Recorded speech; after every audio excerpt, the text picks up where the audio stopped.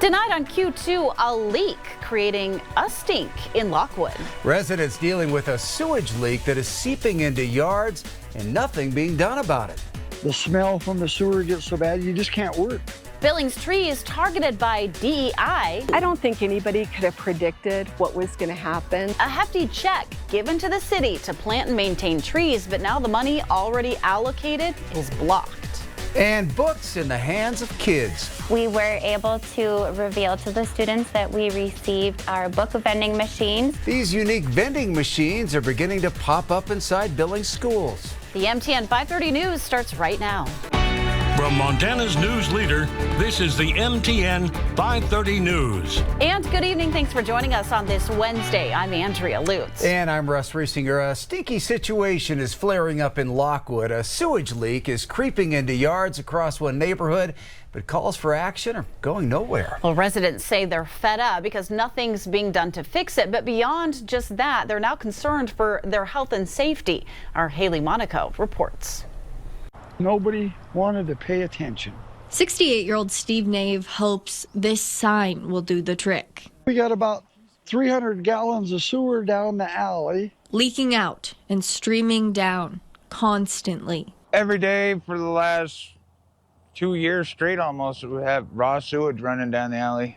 It's not just the smell that is cause for concern. And when I'm in there working, when it's a hot day, if it's over 80 degrees, I get nauseous, dizzy, my lips start tingling. The smell from the sewer gets so bad you just can't work. I'm tired of feeling sick. The wastewater spilling out from under a cover that reads danger, fatal poison gas. It's bad. It puts off methane gas. The neighbor, she just recently moved in. She complains of headaches. Nave lives across the alley from where the sewage is coming from on Bluebird Street in Lockwood. But it's leaking onto his property. I've called the health department at least 5 times. I've called just about everybody in our local government that I could call. Nave worries for himself, his grandson that lives with him, the animals, and those who live in the trailers connected to the septic tank. Trailers that got 5 trailers on one septic tank, and some of them got 8. He's hoping something will get done and he can escape the sewer lake. I want to go to a crystal blue lake. The property management company who owns the trailers that the sewage is leaking from did not respond to my calls about the situation. Reporting for MTN News, I'm Haley Monaco.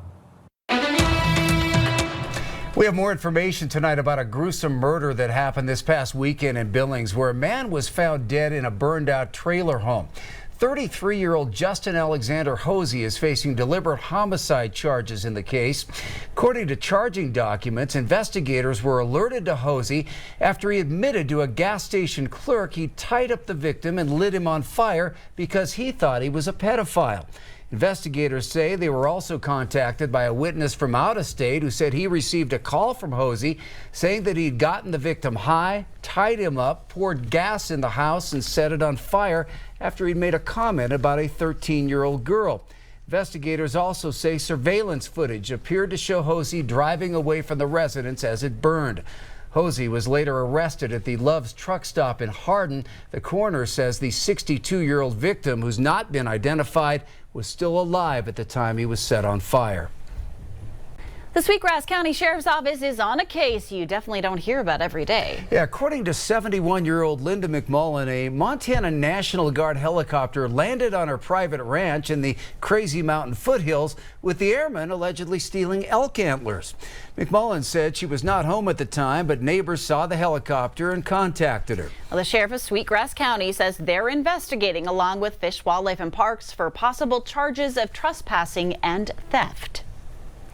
The city of Billings is being forced to give up $1 million in grant money from the federal government, being pulled back in the name of DEI. This is the city already is struggling with major funding challenges. The money was intended for planting and maintaining trees and was allocated by Congress. Tonight I look at what Billings is losing. On a busy corner. Busy streets like this, for example. In a city where everyone's rushing.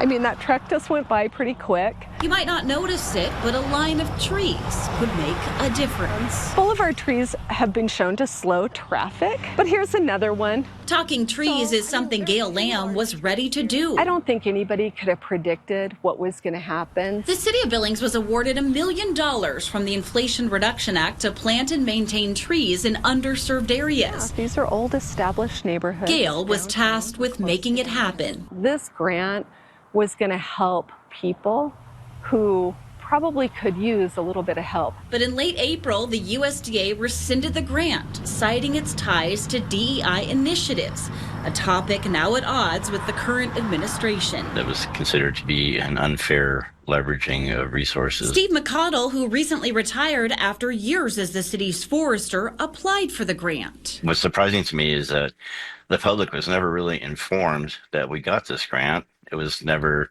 allowed to build any excitement over this grant. Now it's gone. No, we envisioned having a sea of trees from, City Hall to Metro. In the Bird District, Connolly says trees could have cooled hot pavement, lowered crime, and boosted property values. It's kind of just rotting. And along Terry Avenue, old decaying boulevard trees could have been removed or trimmed at no cost to homeowners. These are just ones that probably homeowners don't notice. Even with the funding gone, questions remain. Why was money approved by Congress pulled? And can the city get it back? I'm still hoping that we can maybe convince the powers that be that we would like to have the money back and we can do some good with it.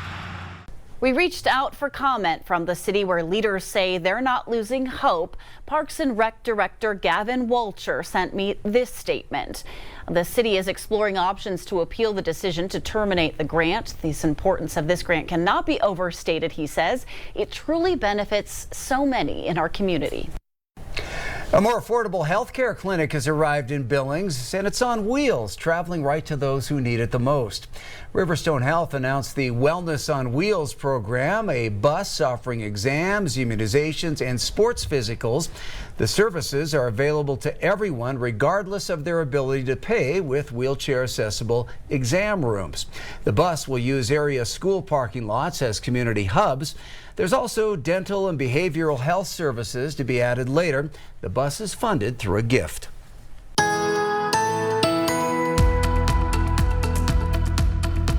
Here's a live look from Miles City, getting ready for the bucking horse sale underway, but temperatures today were pretty mild. We didn't see the kind of rain showers that we did experience around the Billings area.